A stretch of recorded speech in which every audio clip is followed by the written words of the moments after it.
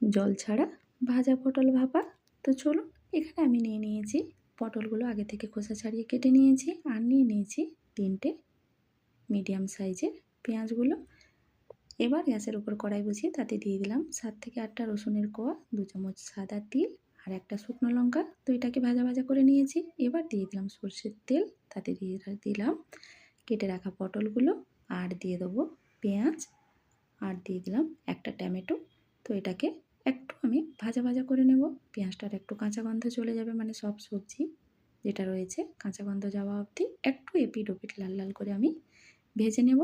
এবার আমি পটলগুলোকে একটু এপিট ওপিট বেশ লাল লাল করে একটু ভাজা ভাজা করব, যাতে দেখতে ভালো লাগে। আর এখানে পেঁয়াজগুলো ভাজা হয়ে গেছে, তো পেঁয়াজগুলো আমি তুলে নিয়েছি। এটাকে একটা পেস্ট বানিয়ে নেব।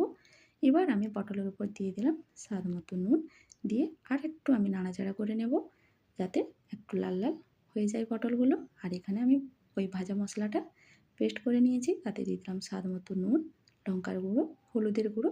এবার দিয়ে এটাকে আমি ভালোভাবে একটু মিশিয়ে নিলাম সব উপকরণ একসঙ্গে দিয়ে। তো এটা রেডি। এবার আমি ওই ভাজা পটলগুলো একটা টিফিন বক্সে নিয়ে নিয়েছি। এবার দিয়ে দিলাম বেটে রাখা ওই মশলাটা। এবার এখানে আমি 1 কাপের মতো দুধ ব্যবহার করেছি, কাঁচা দুধ। ওই দুধটা তাতে দিয়ে দিলাম, আর এতে কিন্তু জল একদমই দেব না। তো এবার আমি সব উপকরণটা ভালোভাবে পটলের গায়ে মাখিয়ে নেব।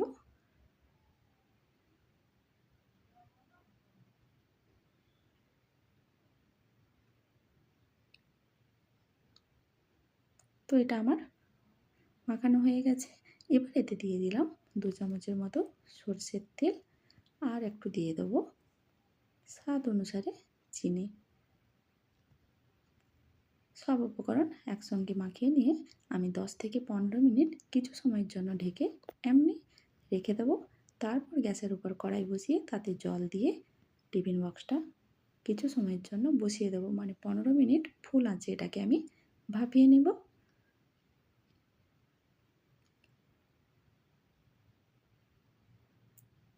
তো 15 মিনিট হয়ে গেছে। এবার আমি এই যে ঢাকা খুলে নিয়েছি। এই যে তৈরি আমার জল ছাড়া ভাজা পটল ভাপা। গরম গরম ভাতের সঙ্গে খুবই ভালো লাগে এটা খেতে। সবাই ভালো থাকবেন, সুস্থ থাকবেন। দেখা হবে পরের কোনো ভিডিওতে।